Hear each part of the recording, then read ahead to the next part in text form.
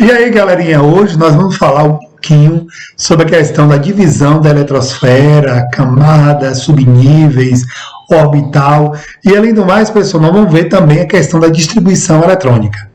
Vamos para a aula. Vamos para a aula de hoje falar sobre a distribuição eletrônica. Mas primeiro a gente precisa entender como é essa divisão atômica. Galera, nós já vimos que o átomo ele é dividido em duas regiões.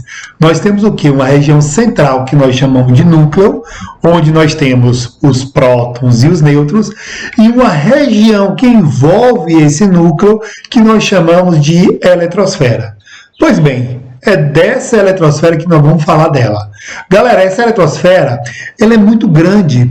Ela chega a ser de 10.000 a 100.000 vezes maior do que o núcleo do átomo. Só para você ter uma noção, se o núcleo do átomo fosse do tamanho de uma bolinha de ping-pong, essa eletrosfera teria que ser pelo menos do tamanho do estádio Maracanã. Então, ela é muito grande em relação ao núcleo do átomo. Mas vamos ver, essa eletrosfera é dividida em quê? Como ela é muito grande, vamos dividir ela em partes menores. Galera, a eletrosfera pode ser dividida em camadas ou níveis. Essas camadas, como ainda é muito grande, vamos dividir em subníveis. O subnível, como é muito grande, vamos dividir em orbitais. E provavelmente, dentro desse orbital, nós vamos encontrar a questão do elétron. É da mesma forma, se eu quero saber onde essa pessoa mora, eu vou ter que descobrir o país, o estado, a cidade, a rua, avenida ou travessa e o número da casa. Então é dessa forma que nós vamos limitar até descobrir onde essa pessoa mora. Da mesma forma acontece com a questão dos elétrons. Galera, quais são as camadas eletrônicas que nós temos? Gente, nós temos o quê? Nós temos 7 camadas eletrônicas. O cara que descobre as camadas eletrônicas, o nome dele se chama de Kelvin. Então ele começa as camadas com a letra K. Então você vai ter a primeira camada K com 2, a segunda camada L com 8, terceira camada M com 18, quarta camada N com 32, quinta camada O com 32, sexta camada P com 18 e a sétima e última camada Q com 8 elétrons. Então vai de K a Q, olha os números, 2, 8, 18, 32. Aí volta, contrário, 32, 18, 8. Além das camadas, nós vamos encontrar também os subníveis, que eles vão dividir as camadas eletrônicas. Galera, o subnível S, ele comporta no máximo 2 elétrons. O subnível P, 6. O D, 10 e o F, no máximo, 14. Em cima dessas duas coisas que eu falei para vocês sobre camada e subnível, veio um cientista que ele fez a questão do diagrama, o diagrama de Pauli.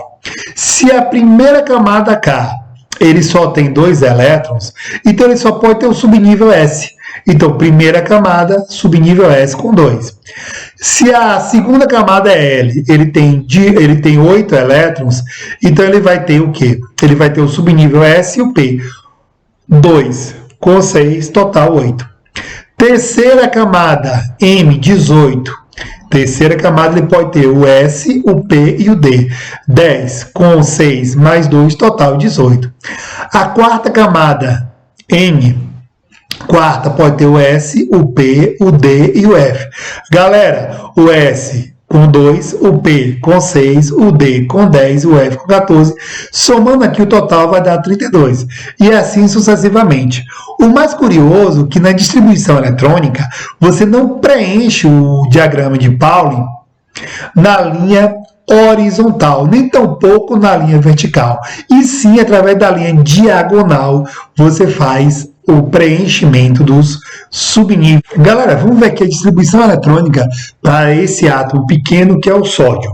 Esse átomo ele tem 11 prótons e tem 11 elétrons, porque o seu número atômico é 11. Então vamos ver aqui o diagrama. Primeiro subnível a receber elétron, ele é um S. O S comporta no máximo quanto? 2. Coloquei 2 elétrons aqui. Próximo subnível a receber elétron, ele é chamado de 2S. Também, como é subnível S, comporta 2. Próximo subnível, ele é o 2P. P comporta no máximo 6. Preste bem atenção que eu já coloquei 2, 4, com 6, 10. Como é 11, falta só 1. O próximo subnível a receber elétron é o 3s. Mas o S, eu só tenho um elétron, eu coloco aqui 1 e termino a minha distribuição eletrônica. Camada K com 2, que representa um S. Camada L com 8, que é o 2S e o 2P, 2 mais 6 dá 8. E a última camada, chamada camada de valência, que é a M, ele só tem um elétron. Então, nós temos aqui K2, L8, M com 1, que é a última camada ou camada de valência. Nós temos aqui também o último subnível, o subnível mais energético. Ele terminou em 3s com 1, então ele é o subnível de maior energia para o átomo de sódio. Vamos ver aqui a distribuição eletrônica para esse outro átomo que é o cloro. Galera, cuidado que o cloro tem 17 elétrons, porque tem 17 prótons, porque tem o número atômico 17. Já fiz aqui o diagrama, primeiro subnível é receber elétrons, olha só. Ele é um S com 2. Próximo é o 2S também com 2, total 4. Próximo, 2P com 6, 10, já tenho. Próximo, ele vai ser o 3S com 2, 12 elétrons. Para 17, falta apenas 5. Vou colocar 5 aqui nesse último, porque o P ele comporta ao máximo 6. Como eu só tenho 5, eu coloquei 5 para a distribuição. Camada, eu vou ter camada K, 2, camada L com 8 e a camada M com 7 elétrons. A última camada é a M, que ela tem 7 elétrons, e o último subnível vai ser onde eu parei a distribuição eletrônica, que vai ser o 3P5, o subnível mais energético. Pessoal, vamos ver aqui agora como é a questão do íon. Nós vamos ver que nós temos dois tipos de íon. O primeiro, ele é o cátion. O cátion, ele tem carga positiva, por sua vez, ele perde elétron. Por exemplo, cálcio, 20 o número atômico, 42 a massa, e sua carga é mais 2. Isso quer dizer que prótons, ele tem 20, nêutrons, ele vai ter 42 menos 20, vai dar 22. E elétron, ele tinha 20, só que ele perde 2, vai ter apenas 18. Nós vamos ver o outro tipo de íon que nós chamamos de ânion. Ânion tem carga negativa, por sua vez, ele ganha elétron. E aí você vai ter cloro, 17,35. Pessoal, o cloro ele vai ter número de prótons, 17, nêutrons, 35 menos 17 vai dar 18, e elétrons, ele tinha 17, ele ganha 1, ele vai ter o total de 18. Observe que esses dois íons têm o mesmo número de elétrons, eles são considerados isoeletrônicos. Vamos agora para a distribuição do mais fácil, que é a questão do ânion. Galera, o ânion ganha. Ao ganhar elétron, basta você somar quantos elétrons ele tem. Se eu pego, por exemplo, o cloreto, que é menos 1 e 17, vou somar aqui, ó, ele tinha 17, ganhou 1, porque ele é negativo, ele vai ter 18 elétrons. Pessoal, vamos fazer a distribuição agora no diagrama de Linus-Pauling.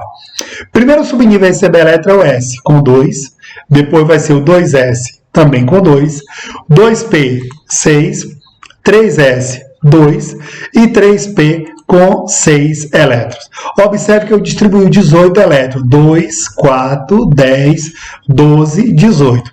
Por camada, ele vai ter K com 2, L com 8 e M também com 8 elétrons. Se sua última camada ou a camada de maior energia, galera, a camada de valência é M com 8. Seu último subnível, o subnível mais energético, vai ser o 3P com 6. Beleza? Agora a gente vai fazer a distribuição do cátion. Cuidado que ele perde. Ao perder elétrons, tá? O que vai acontecer com ele? Primeiro a gente vai tirar o elétron da última camada. Se não tiver mais elétron para você tirar da última camada, você vai recorrer para o último subnível. Por exemplo, olha só o caso do ferro. 26 mais 2. O que eu devo fazer? Vou fazer a distribuição dele normal dos 26 elétrons. Depois que eu vou retirar os 2 elétrons. Pessoal, olha só. 1S, 2. 2S, 2. 2P, 6. 3S, 2. 3P, 6. 4s2. Agora já tenho 20. Falta o quê? Faltam 6. Pessoal, se você olhar por camada, nós vamos ter o quê? Camada K com 2, L com 8, M, 6 mais 6, 12, com 2, 14. E a última camada N vai ter apenas 2 elétrons. Galera, eu vou tirar os 2 elétrons da última camada, ou seja, da camada de valência. Então, eu vou tirar daqui da camada N, que ele vai perder esses 2. Então, ele vai perder o subnível 4s2. Lembrando a vocês, tira o primeiro da última camada, para depois tirar do último subnível. Veja só esse outro caso aqui. Eu tenho o mesmo elemento, ferro, só que nesse caso, pessoal, ele vai perder quanto? Vai perder 3. Vou fazer a distribuição dele normal, como nós já vimos anteriormente. Depois vou retirar os elétrons. 1s2, 2s2, 2p6, 3s2, 3p6, 4s2, 3d6. Agora a gente vai ter que retirar os 3 elétrons. Nós vamos tirar na última camada primeiro, olha só, a última camada, perdeu os 2, ele vai perder aqui o 4s2, só que ele vai ter que perder também do último subnível. O último subnível, ou seja, subnível de maior energia, é o 3d com 6.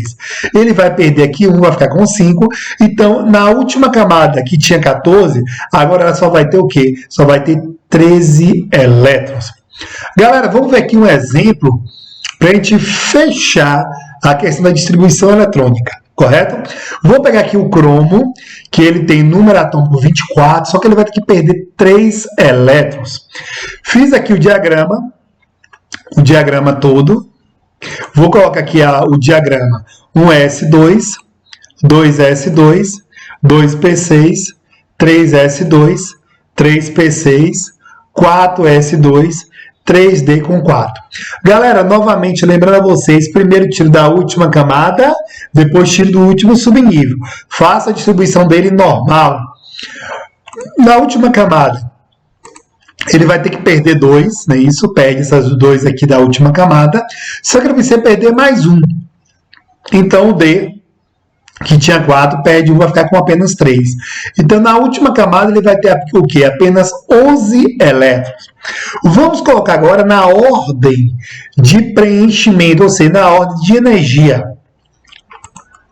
Eu vou ter 1s2, 2s2, 2p6, 3s2, 3p6. O 4s2 ele perdeu, ele não tem mais.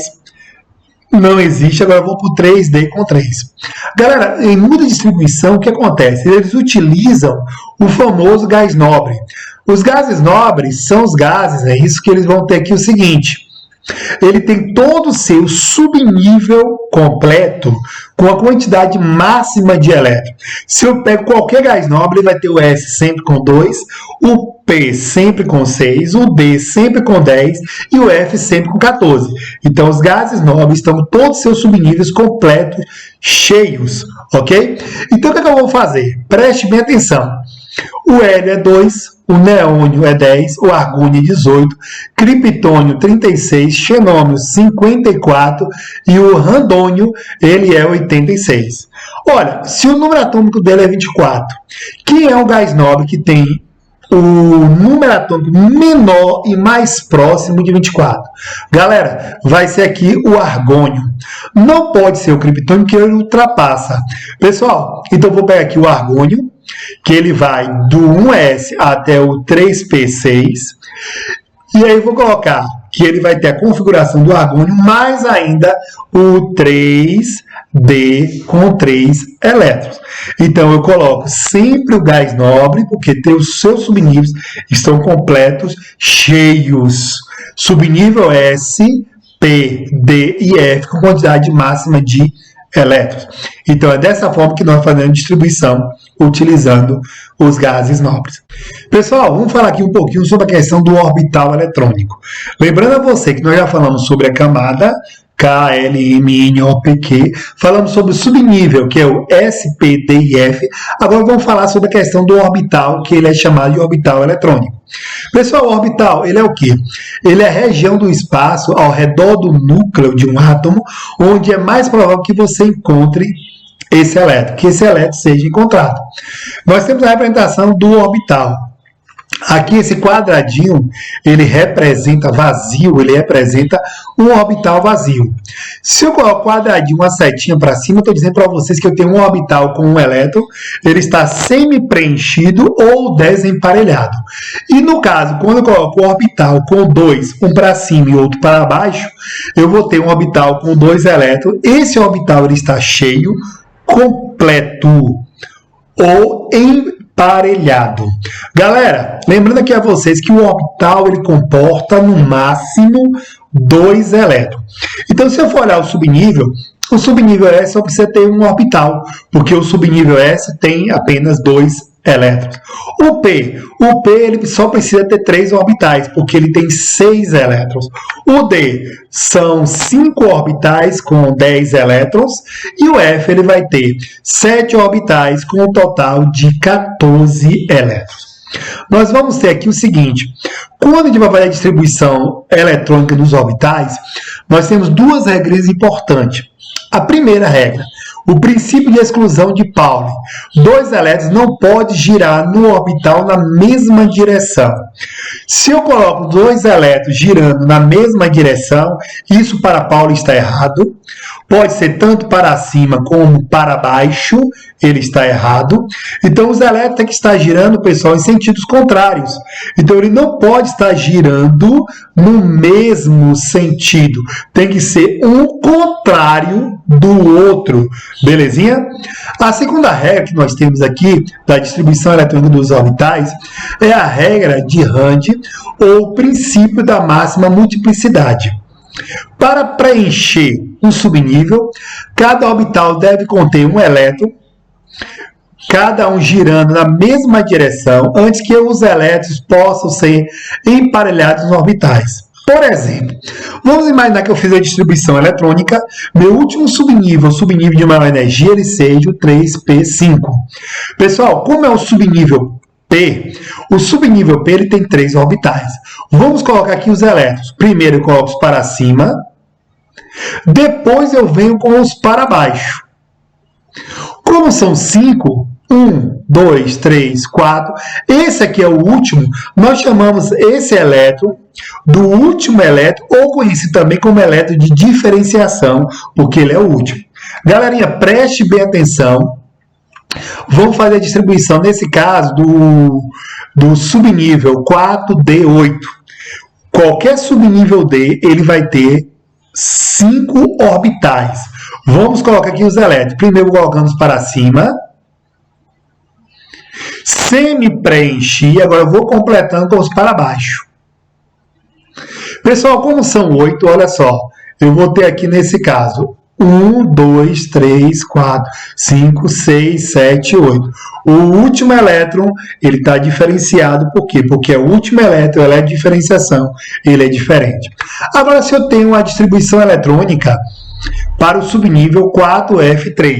Galera, o F, ele tem 7 orbitais. Vamos colocar aqui os 3 elétrons para ele.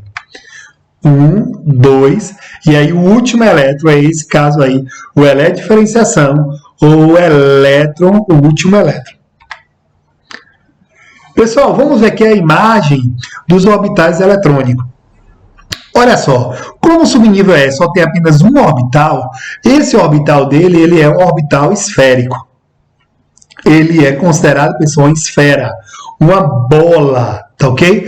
Quando eu falo do subnível P, o subnível P ele tem 3 orbitais. Esses orbitais nós chamamos de X, Y e Z. São 3 orbitais. Ele é um halteres, ou o que nós chamamos de duplo ovoide. Olha só, 1, 2, 3. Eu vou ter aqui no caso o X, o Y e o Z. Beleza? Então, por exemplo, quando eu falo para vocês que eu tenho uma sobreposição desses orbitais, nesse caso ele vai ter esse desenho aqui. Ele vai ter o PX, o PY e o PZ.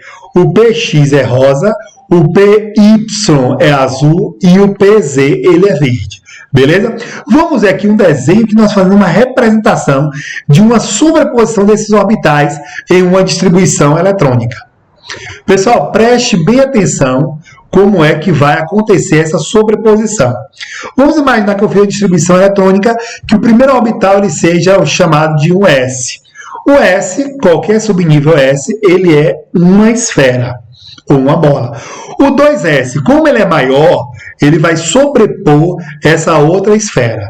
Agora, preste atenção ao P. Vou pegar o primeiro PX. Olha, o PX ele vai estar no eixo X. Vamos pegar o PY. Galera, olha só o PY. Ele vai estar no eixo Y, ok? E vou pegar aqui por último o PZ. E aí você vai ter que o PZ, ele vai estar nessa outra posição aqui. Olha só a sobreposição desses orbitais, qual é o desenho que ele vai apresentar. Não importa que ele tenha um ou dois elétrons no orbital, ele vai ter o mesmo desenho. Então é dessa forma que nós temos a representação, ou seja, a imagem dos orbitais eletrônicos. É isso aí, galera. Em aula de hoje, falamos um pouquinho sobre a questão de distribuição eletrônica, camadas, subníveis e agora os orbitais. Valeu!